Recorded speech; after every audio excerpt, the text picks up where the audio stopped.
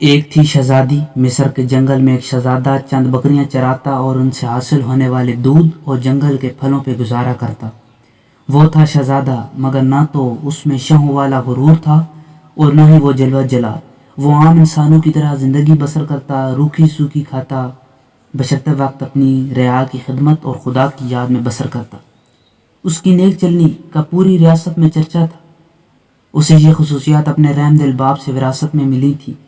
ایک دن شہزادہ معمول کے مطابق رعایا کے مسائل سننے کے بعد جنگل میں دنیا سے بے نیاز خدا کی یاد میں محو تھا کہ اس نے دیکھا کہ غریب لکڑہارا اپنے گدھے کو ساتھ لیے ہوئے لکڑیاں کاٹ رہا ہے اور اس سے باتیں بھی کیے جا رہا ہے، حالانکہ اسے معلوم تھا کہ نہ تو گدھا اس کی بات سن رہا ہے نہ ہی سمجھ رہا ہے، اور پھر بھی وہ زاروں کے تار رونے لگا۔ شہزادہ یہ دیکھ کر بہت حیران ہوا کہ لکڑہارا روزانہ لکڑیاں کاٹتا، گدھے سے چند باتیں کرتا اور پھر پھوٹ پھوٹ کے رونے لگتا۔ چند روز یہی معاملہ رہا۔ جب رحم دل شہزادے سے اس کا رونا دیکھا نہ گیا اور وہ یہ گتھی سلجھانے میں ناکام رہا تو بالآخر درخت کی اوٹ سے باہر آ گیا اور لکڑہارے سے پوچھا، اے لکڑہارے، تیرے اس طرح بلک بلک کر رونے کی وجہ کیا ہے؟ غریب بوڑھا ہمدرد انسان سامنے پا کر اور شدت سے رونے لگا اور سسکیوں کے ساتھ اپنی بدبختی کی کہانی سنانے لگا۔ میرا ایک بیٹا تھا جسے خدا نے بے تحاشا دولت سے نوازا تھا۔ ہر طرح کا عیش اسے میسر تھا، مگر اس دولت کا غرور اس کے تن بدن پر اس قدر حاوی ہو چکا تھا کہ اسے اپنی دولت کے سوا کچھ دکھائی نہ دیتا تھا۔ اپنے غریب رشتہ داروں کو دھکے دیتا، انہیں ذلیل و رسوا کرتا۔ پھر اس کی بربادی کا دن آ گیا اور میری دور کی ایک رشتہ دار دوسری ریاست سے میرے گھر سوالی بن کر آئی، یہ سوچ کر کہ مشکل میں اپنی ہی کام آتے ہیں۔ وہ بہت غریب تھی، اس کی بیٹی کی شادی قریب تھی مگر کوئی انتظام نہ ہو پایا تھا۔ اسے کچھ رقم کی ضرورت تھی۔ وہ اللہ کی نیک بندی تھی، بیشتر وقت عبادت میں گزارتی تھی، مگر میرا بیٹا دولت کے نشے میں اندھا ہو چکا تھا۔ اس عورت کو دھکے مار کر گھر سے نکال دیا۔ یہ وہ وقت تھا جب ہماری بربادی شروع ہوئی۔ اسی رات سرخ آندھی چلی، بجلی کی کڑک اور تیز بارش ہوئی۔ میں اور میرا بیٹا اپنے نرم بسترے پر میٹھی نیند سو رہے تھے اور وہ عورت پوری رات ہمارے دروازے سے لگی روتی رہی۔ شدید طوفان اور رات کے گھنے اندھیرے میں دوسری ریاست واپس جانا اس کے لیے ممکن نہ تھا، اور وہ ضعیف عورت پوری رات اس طوفان کا مقابلہ کرتی رہی اور میرے بیٹے کو رحم نہ آیا۔ صبح جب میری آنکھ کھلی تو مجھے پہ قیامت ٹوٹ پڑی۔ میرا بیٹا گدھی کی صورت اختیار کر چکا تھا۔ گھر کا سارا سامان آسمانی بجلی گرنے سے جل کر خاک ہو چکا تھا۔ سب کچھ برباد ہو گیا تھا۔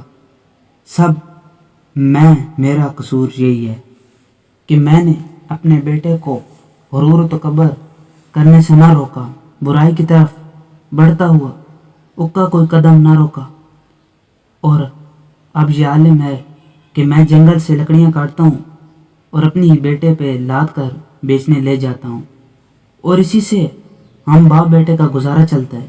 یہ سن کر شہزادی کی آنکھیں نم ہو گئیں اور وہ لکڑہارے سے مخاطب ہوا، اے ضعیف انسان، تو نے بہت ظلم کیا۔ بے شک برائی پر خاموش رہنا اور اسے نہ روکنا اس کا ساتھ دینے کے مترادف ہے۔ تو نے اپنے بیٹے کو برائی سے نہ روکا۔ مجھے تیری حالت پر افسوس ہے۔ اب میں اپنی اس غریب رشتہ دار کی تلاش میں مارا مارا پھرتا ہوں۔ اس کی تلاش مجھے رلاتی ہے، شاید وہ میری امداد کر سکے، وہ مجھے مل جائے، اس سے معافی مانگا، شاید میرے گناہوں کا ازالہ ہو سکے، مگر افسوس وہ مجھے کہیں نہیں ملی۔ یہ کہہ کر لکڑہارے رونے لگا۔ شہزادے نے اس کے آنسو پوچھتے ہوئے کہا، تو اپنے گناہوں کی معافی اللہ سے مانگ، وہ بہت رحیم ہے۔ اگر اس نے تجھے معاف کر دیا تو وہ تجھے اس عورت تک پہنچانے کا کوئی نہ کوئی سبب ضرور بنا دے گا۔ وہ بہت مہربان ہے، اپنے بندوں پر ظلم نہیں کرتا۔ بوڑھا لکڑہارا اسی وقت سجدے میں گر کر پلک بلک کر اپنے گناہوں کی معافی مانگنے لگا۔ اچانک دور سے کسی گھوڑے کی ٹاپوں کی آواز سنائی دینے لگی۔ ایک خوبصورت شہزادی سفید رنگ کے حسین گھوڑے پر سوار تھی۔ قریب آ کر شہزادے سے مخاطب ہوئی، اے شہزادے، آخر یہ کیا ماجرا ہے؟ شہزادے نے بوڑھے کی رام کہانی شہزادے کو سنا دی۔ شہزادی کی آنکھوں میں آنسو جاری ہو گئے اور وہ گھوڑے سے اتری اور لکڑہارے سے کہنے لگی میں ہی وہ لڑکی ہوں جس کی ماں تیرے در پر سوالی بن کر آتی تھی، مگر اے بدبخت تیرے مغرور بیٹے نے اس نیک عورت کی زندگی ہی چھین لی۔ ساری رات تیرے دروازے پر تیز بارش میں طوفان کا مقابلہ کرتی رہی کہ شاید تجھے رحم آ جائے۔ بالآخر تیز بارش کی ٹھنڈی بوندوں کو وہ بوڑھی جان برداشت نہ کر سکی اور دنیا سے چلی گئی۔ جب صبح ہوئی تو رحم دل بادشاہ معمول کے گشت پر تھا، اس کا وہاں سے گزر ہوا۔ وہ میری ماں کو جب گھر لایا تو ماں کی لاش دیکھ کر میرے پاؤں تلے سے زمین ہی نکل گئی۔ اب میرا سہارا کوئی نہ تھا۔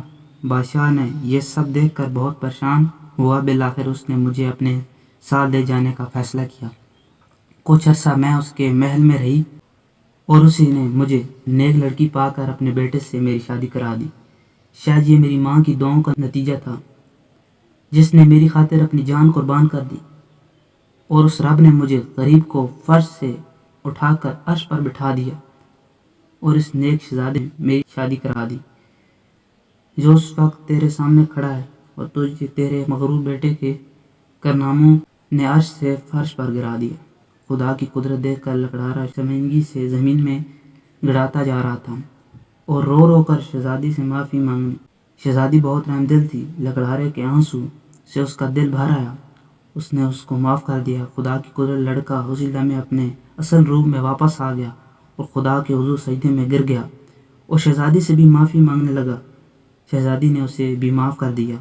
بالآخر دونوں باپ بیٹا اپنی جھونپڑی کی طرف روانہ ہو گئے۔